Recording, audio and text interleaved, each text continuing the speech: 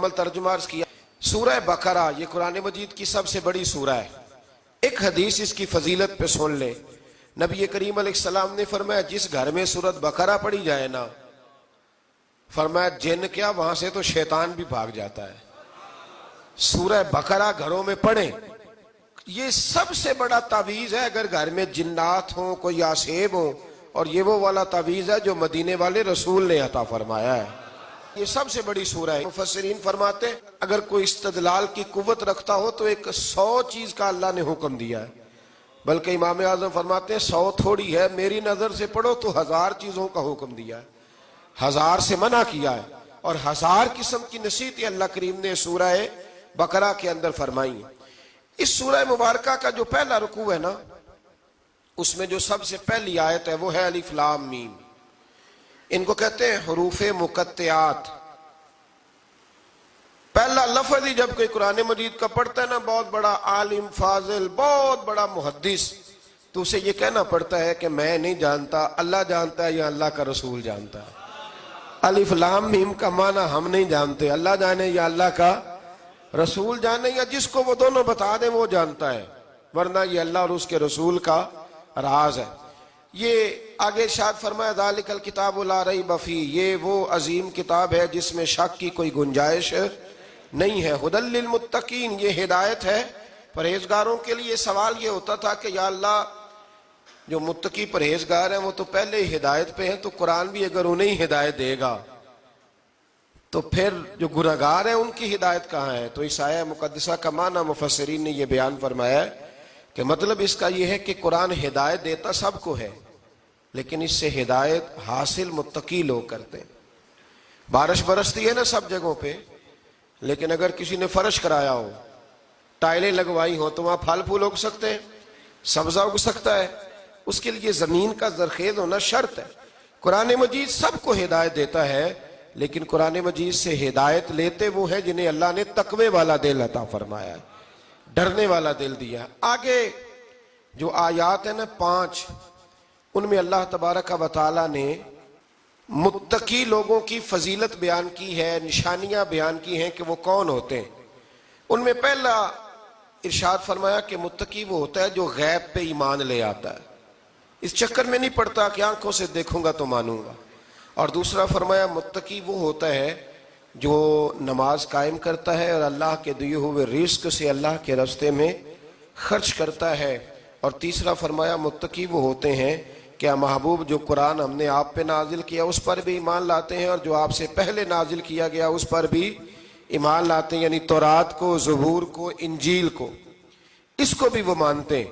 اور پھر اللہ کریم نے فرمایا اولئک علی ھدی من ربہم واولئک ھم المفلحون، یہ جو لوگ ہیں نا غیب پر ایمان لانے والے، نماز پڑھنے والے، زکوٰۃ دینے والے، پچھلی کتابوں کو بھی ماننے والے، نبیوں کو بھی ماننے والے، اور رسول پاک پر ایمان لانے والے، فرمایا یہ وہ لوگ ہیں جو اللہ کی طرف سے ہدایت پر ہیں، اور یہ وہ لوگ ہیں جو دنیا میں بھی کامیاب ہو جائیں گے اور آخرت میں بھی کامیاب ہو جائیں گے۔ پھر آگے نا اللہ تبارک و تعالی نے کفار کا ذکر فرمایا ہے 3 آیات کے اندر۔ مومن کے بعد دوسرا درجہ کس کا ہے؟ ذکر میں کافر کا۔ پہلے بات ہوئی 5 آیات میں مومنوں کی، اب 3 آیات میں ذکر کیا گیا پکے کافروں کا۔ مومن وہ ہوتا ہے زبان سے بھی اللہ اور اس کے رسول کو مانے، ان کی لائی ہوئی چیزوں کو مانے اور دل سے بھی تسلیم کرے، اور کافر وہ ہوتا ہے کہ جو نہ زبان سے مانتا ہے اور نہ ہی دل سے تسلیم کرتا ہے۔ پھر اللہ تبارک و تعالیٰ نے 13 آیات کے اندر، 3 آیتوں میں کافروں کا ذکر کیا اور 13 آیات کے اندر پھر منافقین کا ذکر فرمایا ہے۔ منافق اس کو کہتے ہیں، منافق اس کو کہتے ہیں جو زبان سے تو دعوے اونچے اونچے کرتا ہے ایمان کے، لیکن اس کے دل میں ایمان موجود نہیں ہوتا۔ آپ حیران ہوں گے، یہیں پہ بات کو ذرا غور سے سمجھیں کہ مومنوں کا ذکر 5 آیات میں اور کفار کا 3 آیات میں، پکے کفار کا، اور منافقین کے لیے اللہ نے اگلے ہی رکوع میں 13 آیات بیان فرمائی۔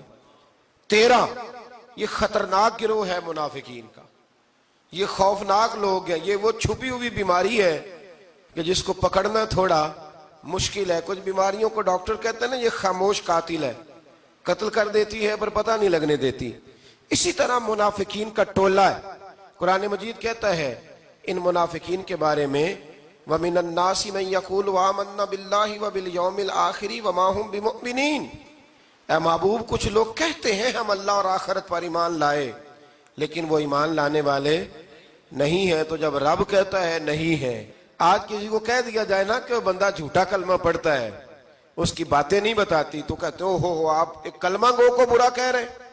تو یہاں تو اللہ ان کے کلمے کا بھی اعلان فرما رہا ہے اور ان کے نفاق کا بھی اعلان 13 آیات میں. اور رب فرماتا ہے یخادعون اللہ والذین آمنوا وما یخدعون الا انفسهم وما یشعرون.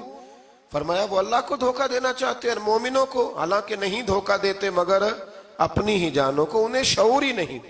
اللہ تبارک و تعالیٰ نے 13 آیات کے اندر مکہ مکرمہ میں منافق کوئی نہیں تھا جب تک حضور نے ہجرت نہیں کی تھی. کیوں؟ اس لیے کہ وہاں جو کلمہ پڑھتا تھا اسے مار کھانی پڑتی تھی. تو کسی کو کیا مصیبت پڑی تھی جھوٹا کلمہ پڑھ کے مار کھائے.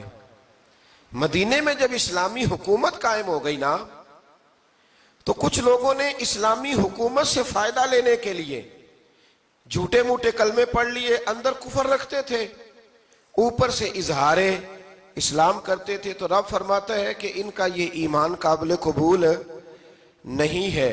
تو یا اللہ پھر کس کا ایمان قابل قبول ہے؟ تو اللہ کریم نے فرمایا وَإِذَا قِيلَ لَهُمْ آمِنُوا كَمَا آمَنَ النَّاسِ.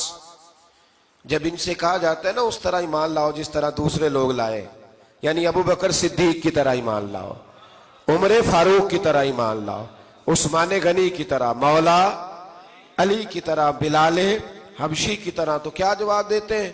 قالوا انؤمن كما آمن السفهاء. کیا اس طرح ایمان لائیں جس طرح یہ بیوقوف ایمان لائے؟ الا انہم هم السفهاء. اللہ فرماتا ہے خبردار بے شک وہی بیوقوف ہے، ولکن لا يعلمون، لیکن انہیں اس کا علم نہیں ہے. وہ کہا کرتے تھے کہ یہ تو بیوقوف ہے معاذ اللہ. ابو بکر صدیق نے سارا ہی مال دے دیا نبی پاک کو، عمر فاروق نے آدھا دے دیا، مولا علی نے سارا کچھ حضور کے نام کر دیا، عثمان جو کماتے محنت کے ساتھ وہ سارا وہاں جا کے پیش کر دیتے. تو بیوقوفی ہے. آج بھی کچھ لوگ کہتے ہیں کلمہ پڑھنا چاہیے سیدھا سیدھا. یہ کیا بات ہو گئی کہ اب بندہ مسیطڑ ہی ہو جائے؟ کاروبار بھی تو کرنا ہے نا، نماز روزہ بھی. تو بیوقوفی ہے. اللہ جواب دیتا ہے، فرمایا الا انہم هم السفہاء. خبردار بیوقوف تو تم ہو کہ میرے محبوب کی شریعت کا، دین کا، روحانیت کا سورج چمک رہا اور تم نے فیض ہی کوئی نہیں حاصل کیا. تو میرے بھائیوں صحابہ کا ایمان وہ ایمان ہے، اہل بیت نبوت کا وہ ایمان ہے کہ اللہ کو ایمان بھی وہ والا پسند ہے جو حضور کے غلاموں جیسا ایمان ہو.